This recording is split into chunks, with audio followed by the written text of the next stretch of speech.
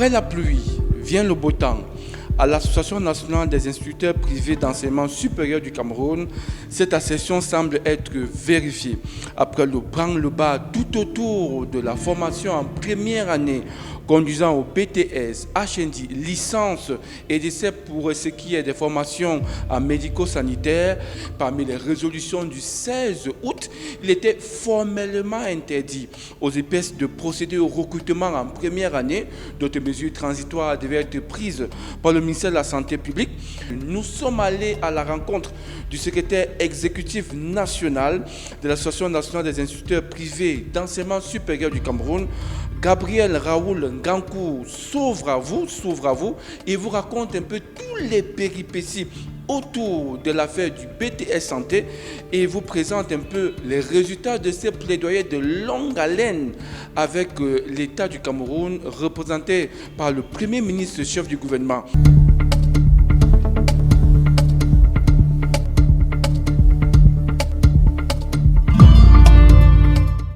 L'Association nationale des institutions privées de l'enseignement supérieur a été constituée le 3 mars 2023 au Palais des Congrès de Yaoundé, sous les auspices du ministre d'État, ministre de l'Enseignement supérieur, chancelier des ordres académiques. Le moment était venu pour les aujourd'hui 582 IPES du Cameroun de se retrouver dans un cadre unique à partir duquel ils pouvaient porter leur voix, porter leur doléance et contribuer de manière plus concertée contribuer de manière concertée à la promotion, au développement de l'enseignement supérieur au Cameroun.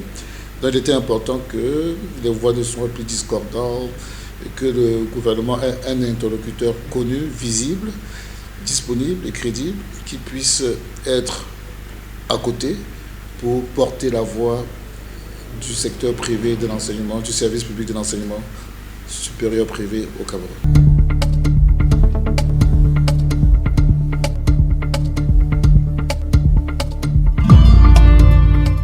Pourquoi cette polémique? D'abord, il faut noter que jusqu'en 2021, les étudiants formés dans les IPES étaient automatiquement inscrits à l'ordre des professionnels médico-sanitaires.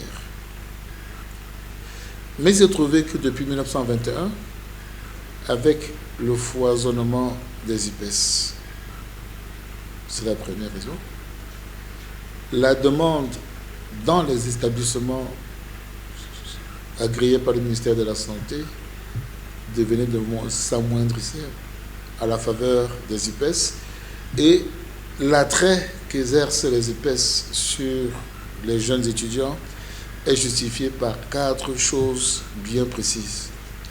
La première, c'est que la qualité des infrastructures est de loin meilleure, infrastructures de formation théorique, plateau technique. La deuxième, c'est que le BTS et le HND sont des diplômes reconnus au niveau international, ce qui n'est pas le cas du diplôme d'État. La troisième, c'est qu'avec le BTS HND, nos étudiants peuvent continuer le cursus universitaire, avoir une licence professionnelle, avoir un master professionnel, avoir un doctorat en soins infirmiers, ça existe, ce qui n'était pas le cas avec les diplômes d'État. Et la quatrième chose, l'entrée dans les IPES n'est pas conditionnée par un concours, mais simplement par un diplôme, des études de dossier.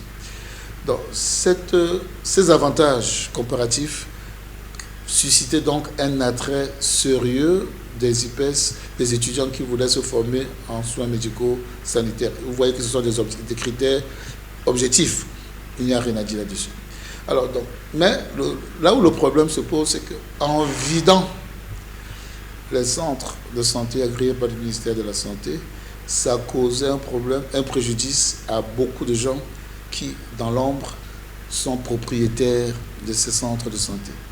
Et il se trouve qu'une bonne majorité des propriétaires de centres de santé agréés par le ministère de la Santé sont les hauts fonctionnaires du ministère de la Santé. Voilà, le fond du problème, il est là.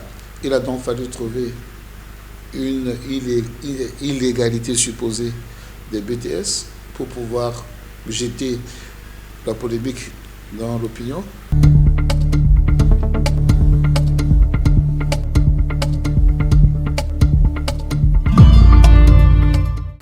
Le Premier ministre, avec ses hautes directives du 3 décembre, autorisant désormais donc des enfants à s'inscrire dans nos campus, je suis en position de dire aujourd'hui, au nom des 582 IPES du Cameroun en général, mais des quelques 200 qui sont autorisés à former dans le domaine médico-sanitaire, que nos campus sont ouverts, qu'ils vous attendent massivement. Pour ceux qui n'ont pas eu la chance d'avoir le concours des EIDE, pour ceux qui étaient en attente d'une solution définitive, pour ceux qui avaient changé de filière de formation par dépit ou par défaut, et pour ceux qui étaient simplement restés à la maison. Le chef de l'État, le Premier ministre ont entendu vos cris et vous pouvez donc, à partir du 15 janvier prochain, commencer votre formation dans les IPES du Cameroun. Le Premier ministre nous a instruits à un autocontrôle de nos structures, raison pour laquelle cette charte a été adoptée. Mais nous voulons aussi que si d'aventure, et c'est prescrit d'ailleurs, un audit sur les infrastructures des installations, des écoles de formation médico-sanitaire était entrepris, que cet audit s'adresse pas seulement aux IPES, mais aussi aux centres de santé agréés par le ministère de la Santé publique. Ce sera une affaire d'équité, une affaire de logique. Autre chose qui est importante, l'harmonisation des curricula est essentielle et fondamentale. Nous prions le gouvernement, nous prions le ministre de la Santé et le ministre de l'Enseignement supérieur de se mettre ensemble pour nous proposer un programme harmonisé, de telle sorte que l'on ne retrouve pas sur le marché de la formation au Cameroun deux types d'infirmiers. Mais il faut qu'on trouve un infirmier formé selon les standards nationaux et internationaux qui incorporent les exigences de la Convention de Bologne. Parce que c'est incontournable malheureusement, les directives de l'Organisation mondiale de la santé exigent que pour être formé de manière régulière et complète comme infirmier, sage-femme, technicien de laboratoire, pour ces trois-là au moins, c'est 4 années de bonne formation. Au Cameroun, c'est varié. Dans les EIDE, c'est 3 ans. Dans les IPES francophones, c'est 3 ans. Mais dans les IPES anglophones, c'est 4 ans pour avoir le bachelor. Donc voilà, donc cette disparité, ce dysfonctionnement pédagogique académique doit être corrigé dans l'urgence.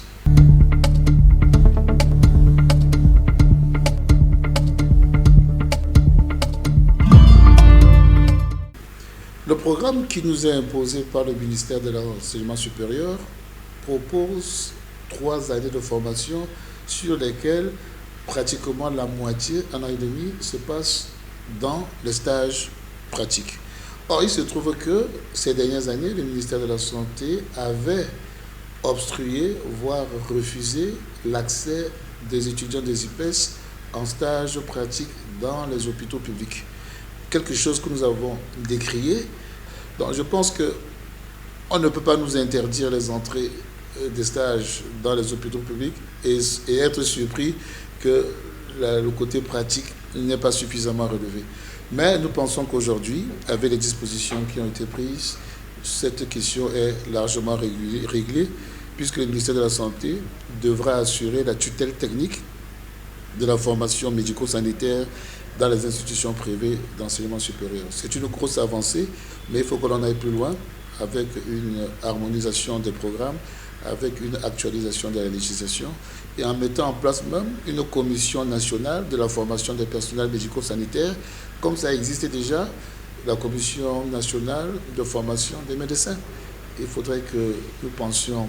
L'idée a été émise lors de la réunion avec le Premier ministre. Je pense que nous avons intérêt à ce que cette proposition puisse être mise à jour, être mise en place.